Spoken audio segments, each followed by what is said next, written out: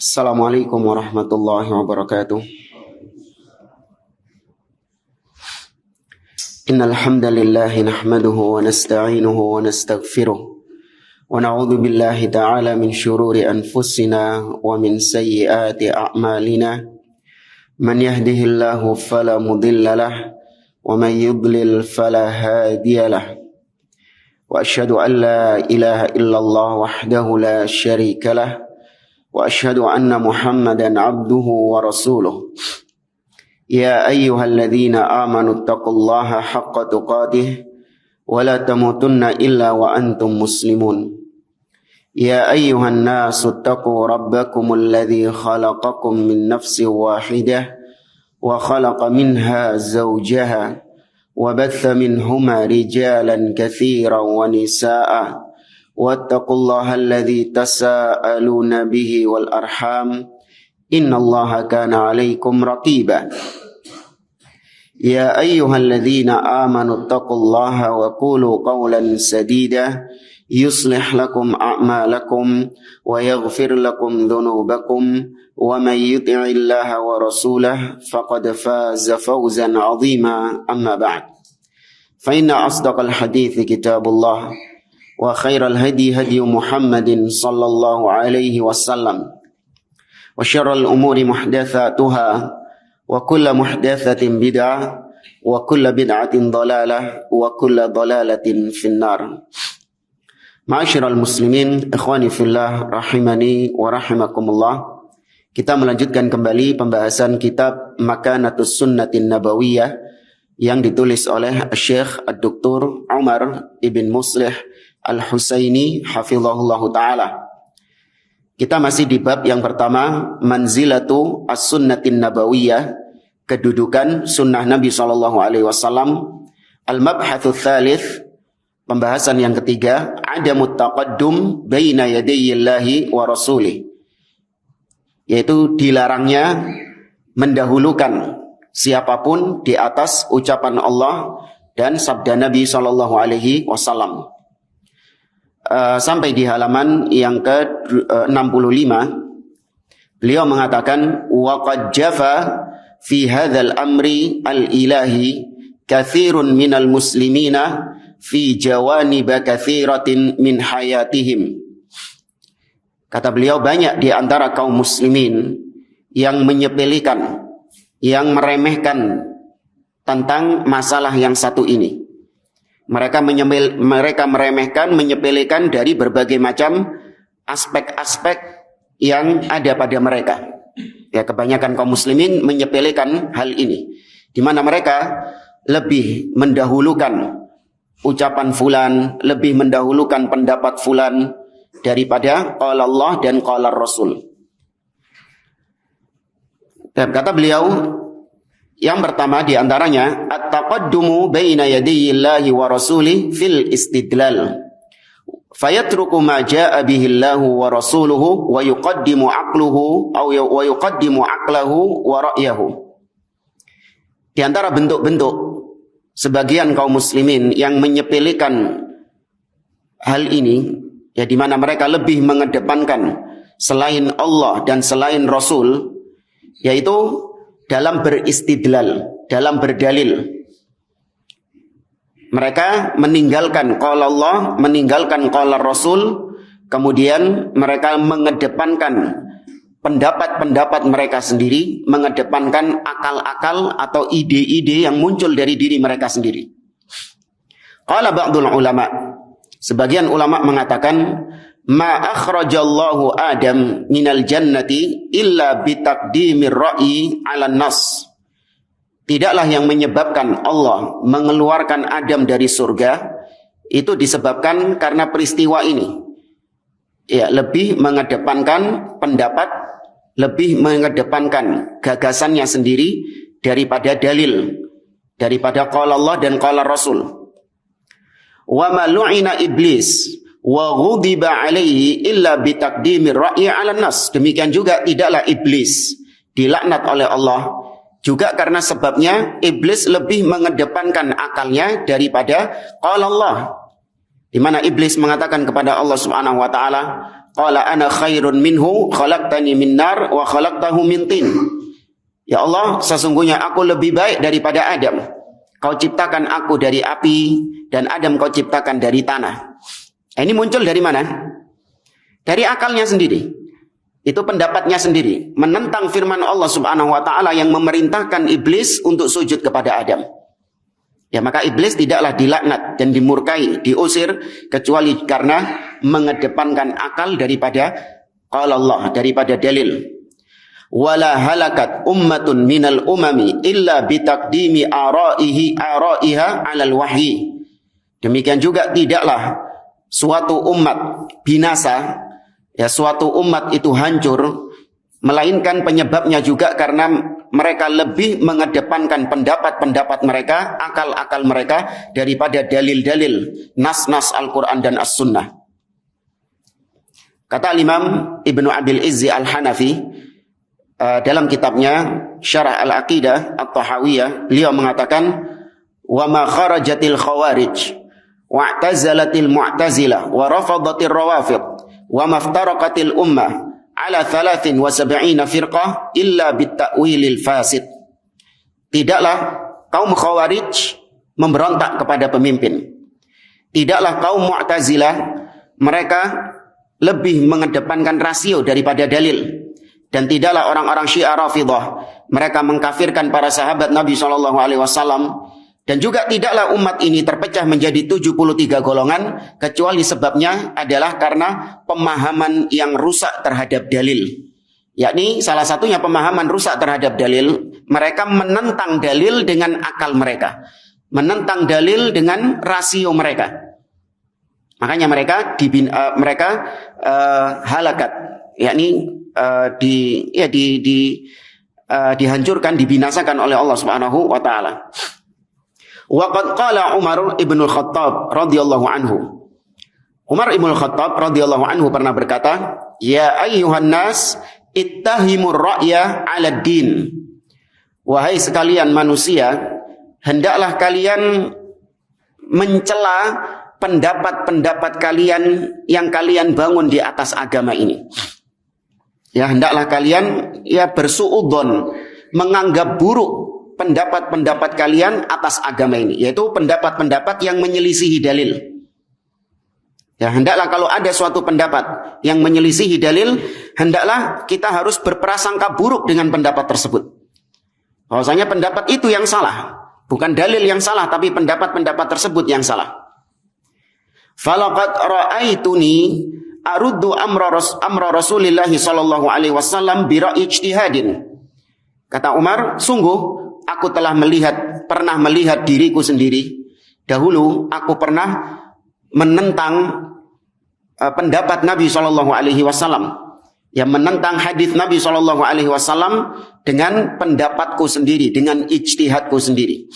Ya, menentang maksudnya menolak. Ya, cuman nggak sampai dalam penolakan yang keras ya. Dalam artian sunnah Nabi ditentang sama Umar ibn Khattab, dipersoalkan oleh Umar ibn Khattab dengan ijtihadnya, dengan pendapatnya. Karena menurut ijtihadnya Umar, sunnah Nabi SAW, apa yang dilakukan oleh Nabi SAW ini nggak tepat menurut Umar. Ya, bagaimana kisahnya? Kata beliau, wallahi ma'alu 'anil haqqi wa dzalika yauma Abi Jandal wal kitabu baina yaday Rasulillah sallallahu alaihi wasallam wa baina ahli Makkah. Jadi ini kisahnya ketika Sulhul Hudaybiyah, ketika perjanjian Hudaybiyah. Ketika perjanjian Hudaybiyah, di mana Nabi SAW dan para sahabatnya pergi berumrah. Kemudian sampai di daerah Hudaybiyah, mereka dicegat oleh Suhail ibn Amr dan orang-orang Quraisy, nggak boleh masuk kota Mekah. Sampai terjadilah apa yang terjadi. Utsman bin Affan disuruh untuk pergi ke kota Mekah, berbicara kepada petinggi-petinggi Quraisy, sampai pada akhirnya mereka sepakat dengan perjanjian yang disebut dengan Sulhul Hudaybiyah, perjanjian Hudaybiyah. Poin-poin perjanjian tersebut diantaranya adalah, yaitu dalam waktu 10 tahun maka umat Islam dan kaum Quraisy itu tidak berperang alias damai. Tidak boleh ada peperangan selama 10 tahun. Kemudian kaum muslimin nggak boleh berumrah. Mereka boleh berumrah tahun depan. Kemudian yang ketiga, bahwasanya apabila ada orang Quraisy yang kabur bergabung dengan Nabi SAW, maka wajib atas Nabi untuk mengembalikannya ke kota Mekah. Wajib untuk dikembalikan kepada orang Quraisy. Tapi kalau ada sahabat Nabi SAW yang kabur menuju ke Mekah, gabung dengan orang-orang Quraisy, maka orang-orang Quraisy tidak wajib untuk mengembalikannya kepada Nabi SAW. Dan Nabi setuju. Ya, disetujui. Kalau dilihat zahirnya adil nggak? Nggak adil. Nah ini Umar ibn Khattab keberatan dengan poin-poin tersebut. Dianggapnya bahwa kok kita menjadi terhinakan oleh mereka. Mereka yang untung kok kita yang rugi. Ya, seakan-akan demikian. Nah, padahal perjanjian itu sudah disepakati oleh Nabi SAW dengan orang-orang Quraisy. Bahkan yang menulis perjanjian itu Ali bin Abi Thalib. Nabi mengatakan kepada Ali, "Ya Ali, uktub bismillahirrahmanirrahim." Wahai Ali, tulislah bismillahirrahmanirrahim. Ditolak sama Suhail bin Amr. Dia mengatakan, "Ammar Rahman, fala nadri ma hiya." Adapun Ar-Rahman, kami nggak tahu, kami nggak kenal siapa itu Ar-Rahman. Ya, karena mereka tidak menetapkan nama Allah Ar-Rahman. Makanya Allah mengatakan dalam surah Al-Isra, "Qul ud'ullaha aw ud'ur Rahman, ayyamma tad'u falahul asmaul husna." Sama saja kau menyebut Allah itu dengan Allah atau memanggilnya dengan Ar-Rahman, nama apapun yang kau panggil, memang Allah memiliki al-asmaul husna. Ya, walakin uktub bismikallahumma. Tapi tulis saja bismikallahumma. Maka ditulis. Disuruh Ali bin Abi Thalib menghapus bismillahirrahmanirrahim. Diganti itu. Kemudian disuruh menulis Ali bin Abi Thalib oleh Nabi SAW. Uktub. Hadha ma qada alaihi Muhammad Rasulullah. Inilah putusan yang ditetapkan oleh Muhammad Rasulullah. Sang utusan Allah. Ditolak sama Suhail ibn Amr. Ya. Lau qararna annaka Rasulullah ma sadatnaka 'anil baiti wa ma qatalnak. Kalau itu kau tulis Rasulullah, kemudian kita sepakati, ya berarti kita tetapkan, kita juga setuju kalau kau adalah utusan Allah. Kalau kau utusan Allah, ya kita sepakati kau adalah utusan Allah, maka kami tidak akan menghalangimu masuk kota Mekah. Dan kami tidak akan memerangimu. Tapi masalahnya kita nggak mengimani kalau kau itu Rasulullah. Maka Nabi mengatakan, "Inni la Rasulullah wa in kadzabtumuni." Aku tetaplah Rasulullah meskipun kalian mendustakan aku. Tapi kemudian Nabi mengatakan kepada Ali bin Abi Thalib, "Umhu Rasulullah." Wahai Ali, hapus Rasulullah itu. Berat, Ali bin Abi Thalib enggak mau menghapusnya. Kemudian dihapus sendiri oleh Nabi SAW dengan tangan beliau. Ya, terjadi perjanjian seperti itu, sudah disepakati, kemudian datang Abu Jandal radhiyallahu taala anhu. Abu Jandal ini dibelenggu oleh orang-orang Quraisy, dikurung, ucul, lepas dia dengan belenggunya itu, langsung bergabung dengan kaum muslimin, bergabung dengan Nabi dan para sahabatnya. Maka ketika itu Nabi mengembalikan Abu Jandal kepada orang-orang Quraisy, karena di perjanjian tersebut barang siapa yang kabur dari orang Mekah menuju ke Nabi SAW, maka wajib dikembalikan enggak? Dikembalikan. Heran Abu Jandal. Atarudduni ala haula wa hum yuftinunani ala dini. Wahai Rasulullah, apakah kau kembalikan aku kepada mereka sedangkan mereka merusak agamaku? Mereka bisa merusak agamaku. Nabi hanya mengatakan isbir wahtasib. Wahai Abu Jandal, bersabarlah dan minta pahala kepada Allah Subhanahu wa taala. Nabi tidak melanggar janjinya. Ya, ini yang disebut oleh Umar ibn Khattab. Pendapatnya Umar ibn Khattab itu bertentangan, dan Umar lebih mengedepankan pendapatnya daripada sabda Nabi SAW. Faqala Rasulullah uktub bismillahirrahmanirrahim. Faqala bal taktub kama naktubu bismikallahumma. Faradiya Rasulullah sallallahu alaihi wasallam wa abaitu alaihi. Nah, ini perjanjian Hudaybiyah tadi.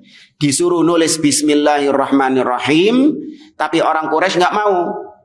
Disuruh ngapus dan dihapus sama Nabi sallallahu alaihi wasallam. Itu aku enggak setuju, kata Umar Ibn Khattab. Gak setuju dengan perbuatan Nabi itu. Sampai-sampai Nabi SAW mengatakan kepada Umar ibn Khattab, Tarani arda wa ta'ba. Wahai Umar ibn Khattab, apakah kau melihat aku ridho dengan perjanjian ini? Adapun kau justru tidak ridho, menolak perjanjian ini. Nah, aku ridho dengan perjanjian ini, kok kau gak ridho dengan perjanjian ini, wahai Abu Bakar, wahai Umar ibn Khattab. Ya, maka sejak peristiwa itu Umar ibn Khattab terus mengingatkan para sahabat-sahabat yang lain, mengingatkan generasi-generasi yang lain untuk tidak mengedepankan akal, tidak mengedepankan pendapat pribadi di atas qala Allah dan qala Rasul. Dan ini juga dipraktekkan oleh Sahal ibn Hunayf radhiyallahu taala anhu ketika perang Siffin. Ya, perang Siffin, perang antara siapa dan siapa? Ya, Muawiyah bin Abi Sufyan dengan Ali bin Abi Thalib. Dan di situ diikuti oleh sebagian sahabat-sahabat Nabi SAW. Ada yang di kubunya Muawiyah dan ada yang di kubunya Ali bin Abi Thalib. Nah, Sahal bin Hunayf sendiri, dia tidak ikut kelompok ini dan tidak ikut kelompok ini. Ya, karena sedang terjadi fitnah. Tapi Sahal bin Hunayf mengingatkan mereka. Sahal bin Hunayf mengatakan, ittahimur ra'ya 'ala din. Wahai kaum muslimin, hendaklah kalian mencela ijtihad kalian di atas agama ini. Ini yang kalian perangi adalah saudara kalian sesama muslim. Dan tidaklah mereka berperang, baik Ali bin Abi Thalib ataupun Muawiyah bin Abi Sufyan, karena ijtihadnya. Ya, memang betul karena ijtihad.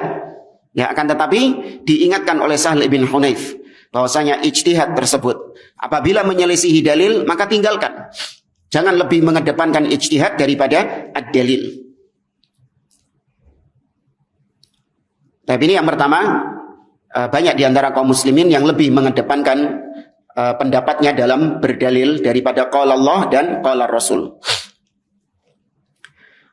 Kemudian yang kedua, at-taqaddum baina yadayillahi wa rasulih bi taqdimi ta'atil ulama wal umara fi tahrimi ma ahallallah au tahlili ma harramallahu wa rasuluh.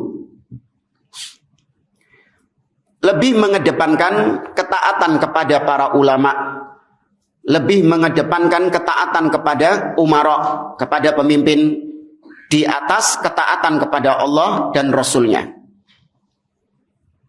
Mereka menghalalkan ketika seorang ulama atau seorang pemimpin jelas-jelas menghalalkan apa yang diharamkan Allah atau mengharamkan apa yang dihalalkan oleh Allah. Kalau kita lebih mengedepankan fatwanya ulama tersebut atau perintahnya pemimpin tersebut, maka kita masuk dalam poin ini. Nah, nggak boleh.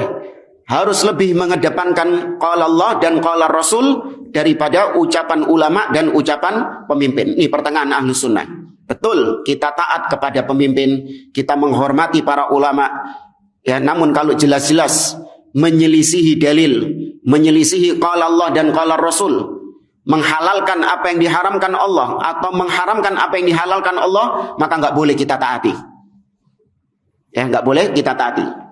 Dan poin ini termasuk di antara pembahasan tauhid.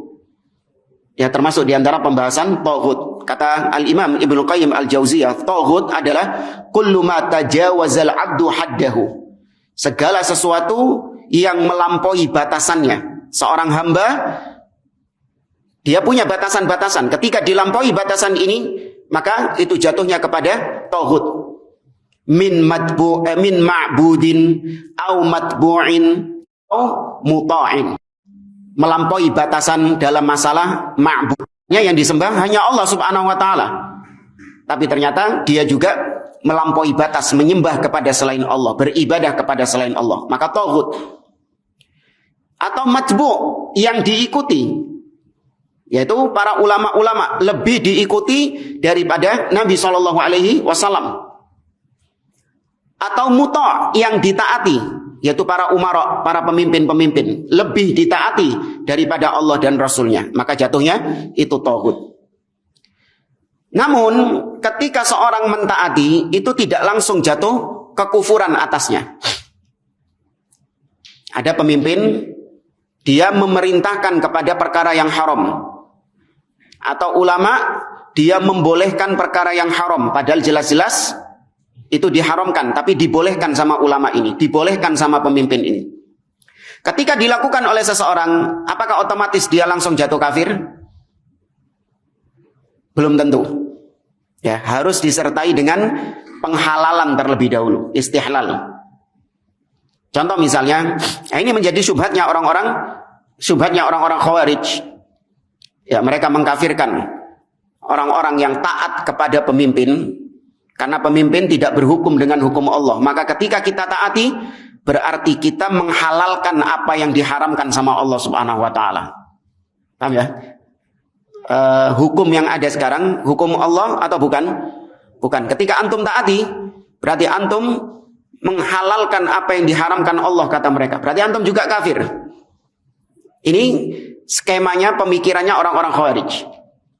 Padahal sekedar mentaati tanpa ada keyakinan, tanpa ada i'tiqad di dalam hatinya bahwasanya memang itu halal, ini tidak dikafirkan. Contoh, seorang bapak memerintahkan anaknya untuk beli rokok.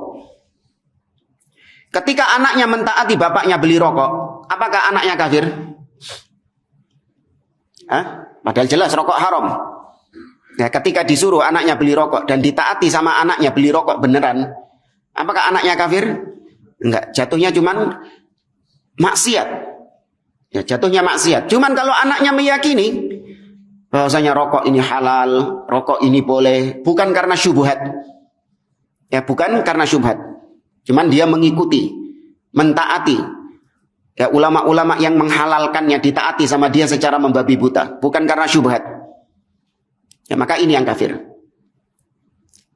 Ya, maka tidak boleh mengedepankan ketaatan kepada ulama, ketaatan kepada pemimpin di atas ketaatan kepada Allah dan Rasulnya.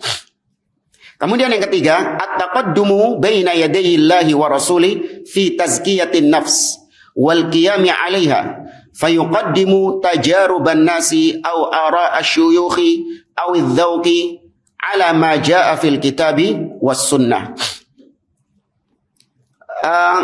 Mengedepankan apa-apa selain qala Allah dan qala Rasul dalam masalah tazkiyatun nafs, yaitu dalam masalah merekomendasi atau memuji seseorang, ya, dalam masalah merekomendasi seseorang atau memuji seseorang.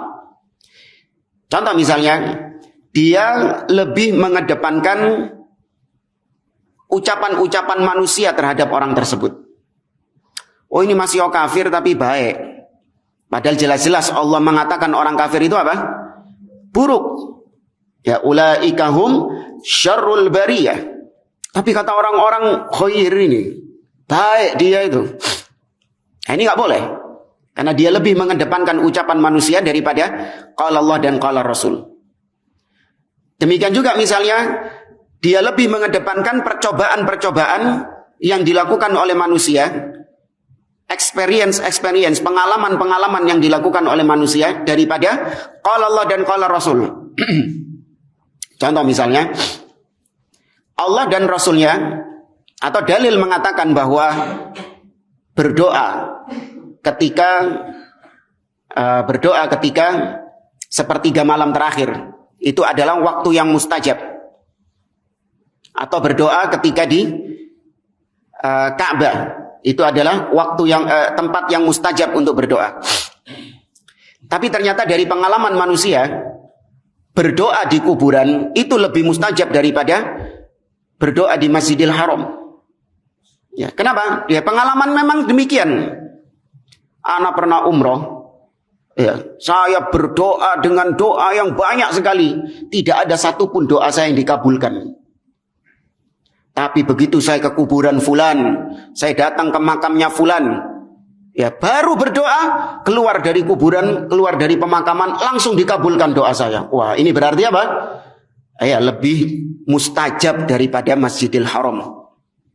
Ya, dari pengalaman dia. Jadi membangun suatu keyakinan dari experience, dari pengalaman dia. Ini nggak boleh.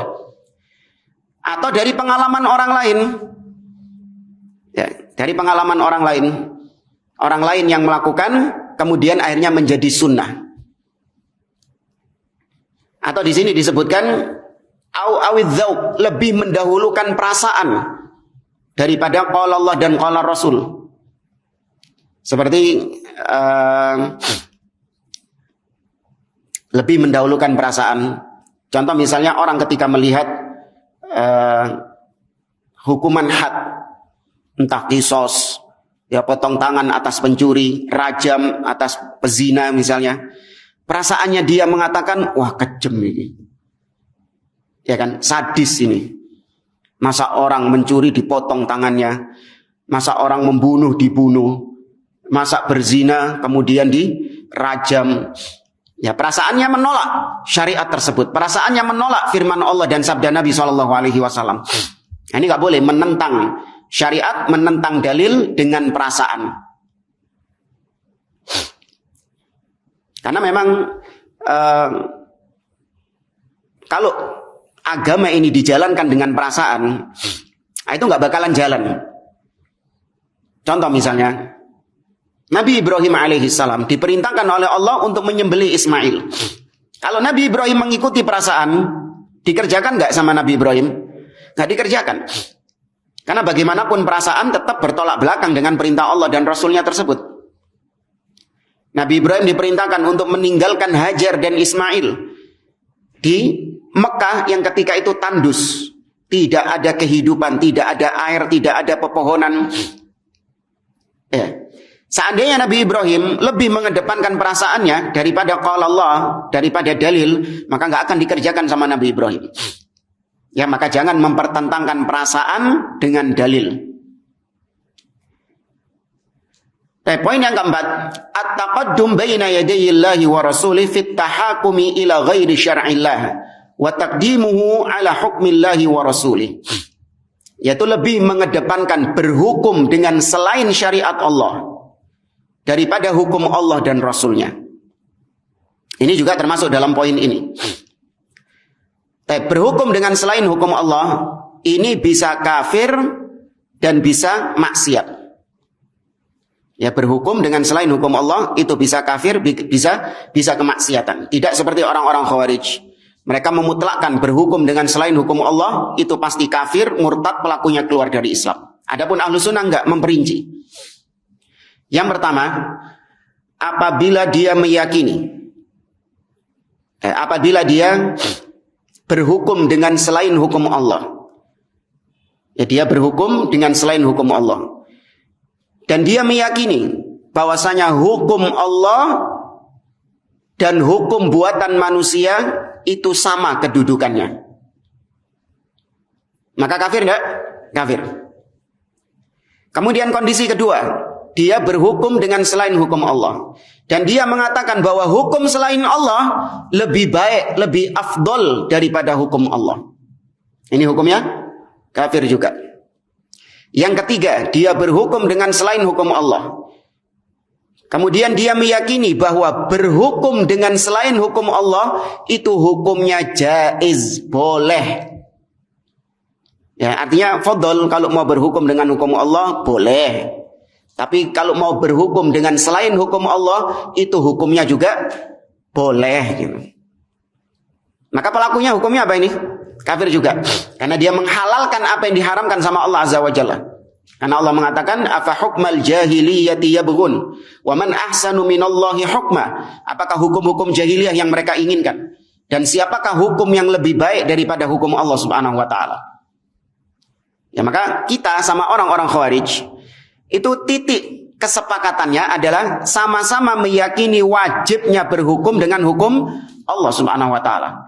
Jadi jangan dianggap Ahlus Sunnah ini meyakini tidak wajib berhukum dengan hukum Allah. Tidak. Ya, titik temu antara kita dengan Khawarij, kita sama-sama meyakini dengan mereka wajib menegakkan hukum Allah Subhanahu wa taala. Wajib menjalankan hukum Allah Subhanahu wa taala. Haram hukumnya menjalankan hukum selain hukum Allah Azza wa Jalla. Cuman yang jadi titik sentral permusuhan kita dengan orang-orang Khawarij, yang meninggalkan hukum Allah, apakah kafir atau diperinci? Ini titik perbedaannya. Kalau mereka langsung apa? Langsung kafir murtad. Adapun kita enggak diperinci tadi. Kemudian poin berapa tadi? 4. Apabila ada yang berhukum dengan selain hukum Allah, tapi dia meyakini hukum Allah itu terbaik, ya hukum Allah yang paling baik, tapi dia terpaksa untuk melakukan hukum selain hukum Allah, berhukum dengan selain hukum Allah karena hawa nafsunya. Karena hawa nafsunya, wah ini kalau saya pakai hukum Allah, ya mungkin nggak sampai sehari nih jabatan saya ini. Iya nggak jemaah? Kalau saya terapkan hukum Allah, nggak sampai sehari nih jabatan saya ini. Dilengserkan saya. Hilang dunia saya. Hilang jabatan saya. Nggak punya fulus nanti saya. Nah kalau faktornya karena hal ini, dorongannya karena hal ini, kafir enggak? Hah? Tidak, tapi dia dosa besar. Ya, dia dihukumi dosa besar maksiat. Ya, maka Ahlussunnah memperinci. Itu pun tadi yang kita katakan kafir di poin pertama, 2 dan ketiga tadi, itu pun kafir secara umum. Adapun individu-individunya tetap harus diperinci lagi. Tuh. Perbuatannya kufur, tapi individunya diteliti manesian. Apakah dia orang yang berilmu atau jahil? Apakah dia dipaksa atau karena kemauannya sendiri? Apakah dia melakukannya karena kesadarannya atau dia melakukannya karena tidak sadar? Tuh hati-hatinya Ahlussunnah dalam memvonis apa? Kafir. Wis koyok ngene sik tetep dituduh kita ini tukang ngafirin orang. Ma'adzallah. Poin yang kelima, at-taqaddumu baina yadayillahi wa rasuli fin nusrati wat ta'yid. Poin yang kelima, yaitu lebih mengedepankan selain Allah dan Rasulnya dalam masalah membela dan menolong. Dalam masalah membela seseorang atau menolong seseorang, membela kelompok atau menolong, mensupport kelompok, itu selain Allah dan Rasulnya yang dijadikan sandaran. Saya menolong fulan, saya membela fulan, faktornya itu bukan karena Allah dan Rasulnya. Tapi dia lebih mengedepankan selain Allah dan Rasulnya dalam membela fulan dan mendukung fulan. Paham ya maksudnya ya? Ya. Ini berkaitan dengan al-wala wal bara. Fal wajib ala kulli muslim yashhadu an la ilaha illallah wa anna Muhammadan Rasulullah. Maka wajib bagi setiap muslim yang mengikrarkan 2 kalimat syahadat, an yakuna aslu qasdihi tauhidallah bi'ibadatihi wa ta'ati rasulih. Wajib atasnya untuk menjadikan pondasi niatnya dia adalah mentauhidkan Allah dalam beribadah dan mentaati Rasul sallallahu alaihi wasallam. Ini asas dia. Ya, niat dia, pondasinya dia. Wa ya'lam, dan hendaklah wajib dia mengetahui juga anna afdalan nas ba'da Rasul sallallahu alaihi wasallam humus sahabah. Dia wajib mengetahui bahwa sebaik-baik manusia setelah Rasul sallallahu alaihi wasallam, maksudnya di umat ini, yaitu para sahabat Nabi sallallahu alaihi wasallam. Fala yantasiru li syakhsin intisaran aman mutlaqan illa li rasulih sallallahu alaihi wasallam wala ta'ifatin intisaran aman mutlaqan illa lis sahabah. Maka tidak boleh ada individu manusia yang dia bela, yang dia tolong, yang dia cintai secara mutlak kecuali Rasul sallallahu alaihi wasallam. Dan tidak ada kelompok, ya, sekumpulan orang yang dia cintai, yang dia bela, yang dia tolong secara mutlak kecuali kelompok siapa?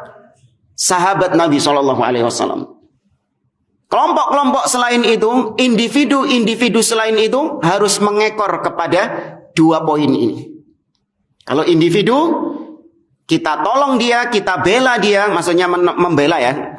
Kita bela dia kalau dia ini mengikuti Rasul Shallallahu Alaihi Wasallam. Baru kita support, baru kita dukung, baru kita bela. Demikian juga kelompok.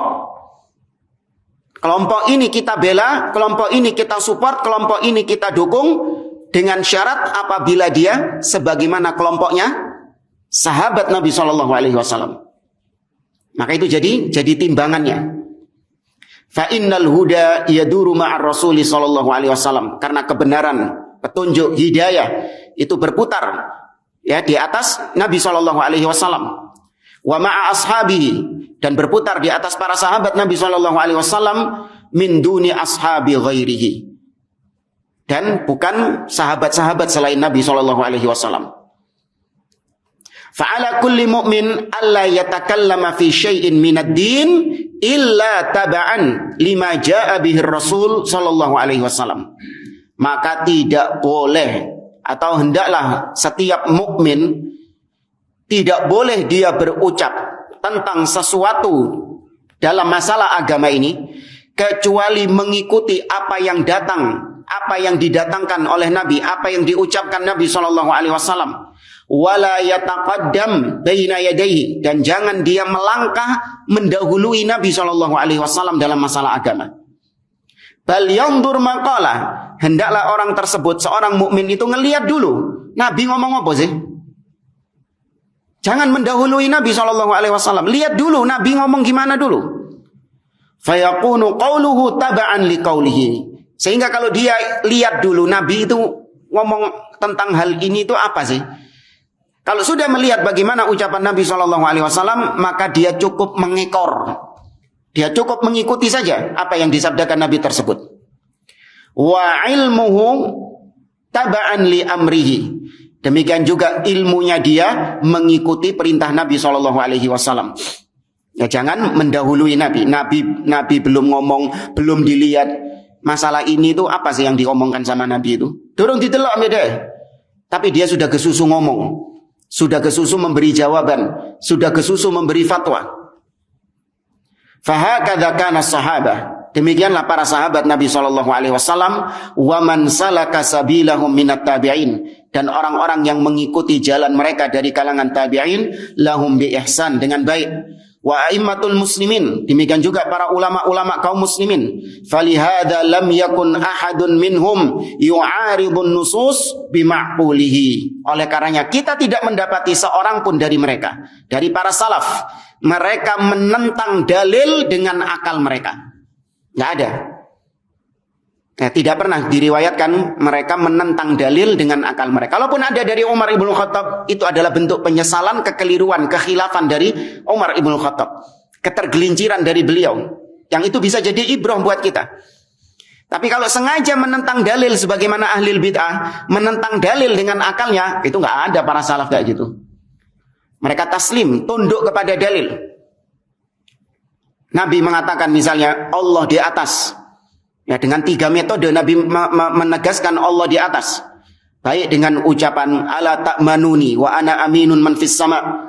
Tidakkah kalian percaya kepadaku padahal aku kepercayaan yang di atas. Kemudian Nabi menegaskan Allah di atas dengan perbuatan. Yaitu ketika haji wada Nabi menunjuk ke arah atas. Allahumma syhad, ya Allah persaksikanlah. Dengan isyarat ke arah atas, Allah di atas. Kemudian dengan takrir, dengan persetujuan, Nabi menegaskan Allah di atas. Apa maksudnya? Persetujuan apa ini? Budak wanita, ketika ditanya aina Allah, budak wanita mengatakan fis sama, kemudian Nabi menyetujui dengan mengatakan a'tiqha fa innaha mu'minah, bebaskan dia karena dia wanita yang beriman. Nah, para sahabat, para tabi'in, ya para salaf, mereka menerima dogma ini. Mereka menerima akidah ini tanpa mereka benturkan dengan akal, tanpa mereka tolak dengan akal. Beda sama ahli bid'ah. Ya, kalau ahli bid'ah ketika disampaikan dalil-dalil yang menunjukkan Allah di atas, yang kata Imam Ibnul Qayyim, alfa dalilin. Hampir 2000 dalil yang menunjukkan Allah di atas. Ahli bid'ah ketika diberikan demikian ditolak dengan akal mereka. Oh, sih. Nah, Allah di atas. Ngene ae, dijak mikir kita orang. Kalau kita di kutub utara, maka Allah di mana? Ini kutub, ini bumi, ini kutub utara. Kalau kita di kutub utara, maka Allah di atas. Terus habis itu kita ke kutub selatan. Ya, kalau Allah di atas berarti Allahnya di mana? Nah, ditolak pakai apa? Pakai akalnya. Ini nggak ada para salaf kayak gitu. Tidak ada para salaf sampai dibenturkan dengan akal seperti itu, tidak ada. Mereka taslim, tunduk dengan hal tersebut tanpa dipertanyakan bagaimananya.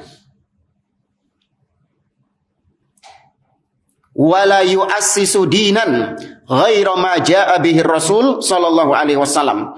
Dan tidak didapati salah seorang pun di antara mereka membangun keyakinan agama dengan selain daripada apa yang dibawa Rasul sallallahu alaihi wasallam. Ya, asas membangun keyakinan agama, membangun kerangka agama itu harus dengan apa yang didatangkan oleh Nabi Shallallahu Alaihi Wasallam, bukan dengan akal.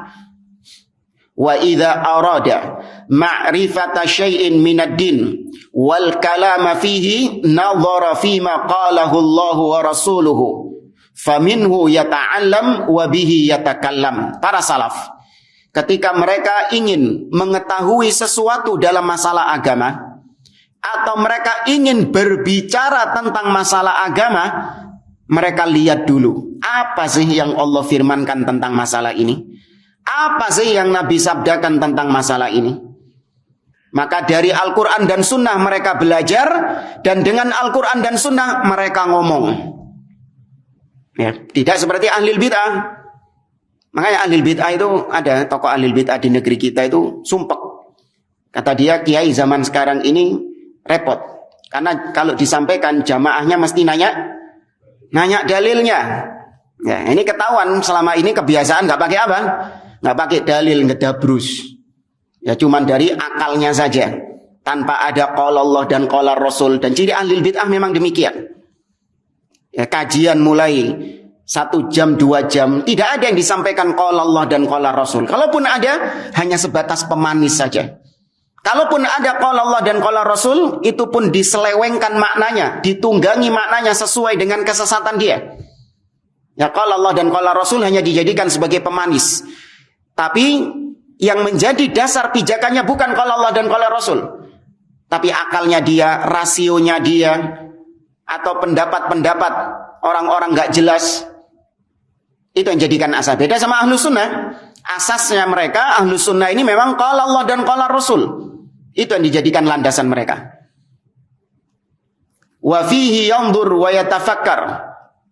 Dengan Al-Quran dan Sunnah itulah mereka memperhatikan dan berfikir. Wa bihi yastadil. Dan dengan Al-Quran dan Sunnah itulah mereka berdalil, berhujjah, berargumentasi. Kalau ahli bid'ah berdalilnya dengan qala Aflatun, ya, qala Aristo, berkata Aristoteles, berkata Aflatun. Aflatun ini plankton. Apa? Plato, ya plankton. Ya, itu dalil mereka. Fahada aslu ahli sunnah. Inilah asas, pondasi dari ahli sunnah. Wa ahlul bid'ah. Nah, ini baru. Adapun ahlil bid'ah la yaj'aluna i'timadahum fil batin wa nafsil amri ala ma talaqawhu 'anir Rasul sallallahu alaihi wasallam. Ini yang kita katakan tadi. Adapun ahlil bid'ah, mereka tidak menjadikan pegangan mereka, sandaran mereka itu adalah hadis Nabi atau Al-Qur'an. Enggak, bukan itu yang dijadikan landasan sama mereka.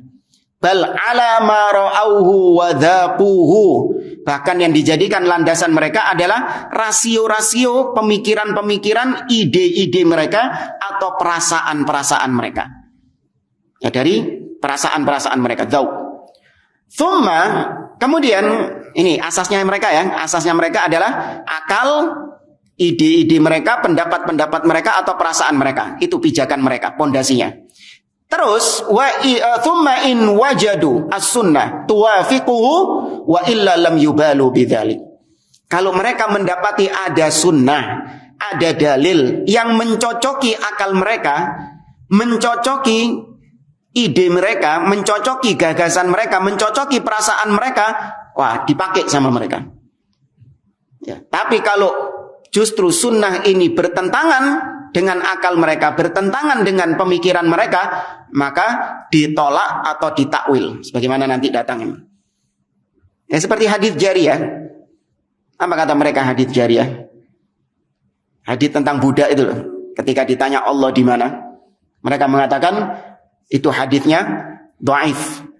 Karena haditsnya ittirab, simpang siur katanya. Kenapa simpang siur? Karena dalam riwayat dikatakan bahwa pertanyaannya bukan di mana Allah, tapi pertanyaannya adalah apakah kau bersaksi bahwa tidak ada sesembahan selain Allah, bukan di mana Allah Subhanahu wa taala. Nah, ini karena banyak simpang siur seperti ini, maka itu menunjukkan haditsnya dhaif. Padahal itu dalam Sahih Muslim. Ya, hadits tentang jariyah ada dalam Sahih Muslim. Tapi karena nggak sesuai dengan ide mereka, nggak sesuai dengan akal mereka, susah bagi mereka untuk menetapkan Allah di atas, maka mereka dengan berbagai cara menolak hadis tersebut. Didhaifkan hadisnya. Muttarib, simpang siur. Padahal yang simpang siur otak mereka. Ya, akal mereka yang simpang siur. Sok-sokan ilmiah, wah hadisnya muttarib. Ya, simpang siur, maka tidak kita terima hadisnya. Cuman mereka suka jajan hadis palsu. Kontradiksi kan? Hadits jariyah yang dalam Sahih Muslim ditolak dengan alasan simpang siur, muttarib. Cuman mereka sukanya jajan-jajan hadits palsu. Contoh, hadits yang suka digembar-gemborkan sama mereka. Ya, apalagi bulan depan ini nanti. Ya. Laulaka ya Muhammad ma khalaqtul aflaq. Seandainya bukan karena kau wahai Muhammad, seandainya bukan karena kau Muhammad, aku tidak akan menciptakan alam semesta ini. Hadits tentang apa? Nur Muhammad tuh. Ya, ini hadis palsu, hadis dhaif. Lemah dengan lemah yang sangat parah. Tapi dipakai sama mereka. Kenapa? Cocok dengan akal mereka, cocok dengan akidah mereka. Sedangkan hadis jariyah yang dalam Sahih Muslim, sahih, ditolak sama mereka. Nih, ahli bidah mencela-menceli, enggak konsisten. Fa'idha wajaduha tukhalifuhu a'radu anha tafwidan au harrafuha ta'wilan. Kalau mereka mendapati ada sunnah yang menyelisihi akal mereka, menyelisihi pendapat mereka, mereka berpaling dari sunnah tersebut dengan cara tafwid. Apa tafwid? Biarkan hadisnya, tapi serahkan maknanya kepada Allah dan Rasulnya. Jangan dipahami sebagaimana zahirnya. Ya, jangan dipahami sebagaimana teksnya. Loh, terus apa artinya? Serahkan kepada Allah dan Rasulnya. Ya kan? Bal yadahu mabsutatan. Kedua tangan Allah terbentang. Ya. Zahirnya Allah mengatakan dia punya tangan. Sebagaimana Allah juga katakan dalam surah Sad, "Ma mana'aka an tasjuda lima khalaqtu biyadayya." Wahai iblis, kenapa atau apa yang mencegahmu untuk sujud kepada Adam yang aku ciptakan dengan kedua tanganku? Ya, kata mereka, tangan di situ biarkan sebagaimana dalilnya. Tapi maknanya bagaimana? Serahkan kepada Allah Subhanahu wa taala. Ini namanya apa? Tafwid. Beda sama ahlu sunnah. Ahlu sunnah menetapkan maknanya. Kita tetapkan tangan di situ, tangan yang apa? Hakiki, tangan yang sebenar-benarnya tangan. Cuman kaifiyahnya, bagaimananya tangan tersebut, teknis dari tangan tersebut, ini yang baru kita serahkan kepada Allah Subhanahu wa taala. Tapi maknanya tetapkan itu tangan. Ya, kalau ahli bid'ah, mufawwidhah, mereka tidak mau menetapkan itu sebagai tangan yang hakiki. Tapi apa? Serahkan maknanya kepada Allah. X. Ya, seakan-akan itu adalah huruf yang tidak diketahui maknanya. Ya, bal yadahu mabsutatan, kedua tangan Allah terbentang. Kalau mereka pahami, bal x mabsutatan. Karena nggak diketahui maknanya apa. Paham ya? Kayak nggak salah pernah kita jelaskan di papan tulis waktu itu tentang golongan mufawwidhah, ahli tafwid. Dan maka kalau mereka dapati ada dalil yang bertentangan dengan mereka, maka mereka berpaling dari dalil tersebut dengan cara tafwid. Atau kalaupun mereka terima, mereka selewengkan maknanya. Oh, tangan di situ maksudnya bukan tangan hakiki, tapi maksudnya kekuasaan Allah, maksudnya nikmat Allah. Ya, dan itu terjadi. Yang pernah kita sampaikan, antum nanti kalau pulang punya mushaf terjemahan, nanti bisa dicek surat Shad. Ayat berapa itu? Yang ma mana'aka an tasjuda lima khalaqtu biyadayya. Banyak ini kita dapati terjemahan-terjemahan yang disusupi oleh ahli bid'ah di situ. Ayat berapa itu? Surat Shad ayat 75. Itu antum catat. Surat Shad ayat 75, nanti punya mushaf terjemahan ya, terjemahan bahasa Indonesia atau terjemahan lain lah, kalau antum bisa bahasa Inggris ya nanti dilihat. Nah, dilihat di situ apa yang diterjemahkan oleh penerjemahnya. Ya, kita dapati sebagian terjemahan-terjemahan langsung ditakwil. Apa yang mencegahmu sujud kepada yang aku ciptakan dengan kekuasaanku? Ada yang di HP-nya itu?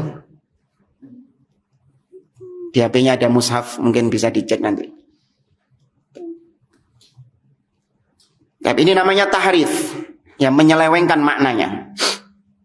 Fahadha huwal furqan baina ahlil imani was sunnah wa ahlin nifaqi wal bid'ah. Inilah pembeda antara ahlus sunnah dengan ahlil bid'ah. Kalau ahlus sunnah asasnya itu qala Allah dan qala Rasul. Kalau ahlil bid'ah asasnya adalah akal mereka. Kalau ada dalil maka dijadikan asas oleh ahlus sunnah. Adapun ahlil bid'ah kalau nemu dalil itu cuma dijadikan sebagai pemanis. Kalau dalilnya cocok. Adapun kalau dalilnya bertentangan, maka mereka apa kan? Mereka selewengkan maknanya kalau bertentangan dengan akal mereka. Ahlus sunnah enggak. Ahlus sunnah naduru ma'ad dalil haitsu dara. Ahlus sunnah itu berputar bersama dalil kemana dalil itu berputar. Dalil menetapkan, kita tetapkan. Dalil menafikan, kita nafikan. Dalil menghalalkan, kita halalkan. Dalil mengharamkan, kita haramkan. Ya, Ahlus sunnah berputar bersama dalil. Wa in kana haula lahum minal imani nasibun wafirun minat tiba'is sunnah. Meskipun demikian ahlil bid'ah meskipun mereka masih punya bagian dari iman, mereka masih tetap mengikuti sunnah juga. Karena mereka masih punya bagian iman. Kita tidak mengkafirkan ahlil bid'ah yang ghairu mukaffirah. Ahlil bid'ah yang tidak sampai derajat kufur. Enggak, mereka masih mukmin. Kita meyakini keimanan mereka.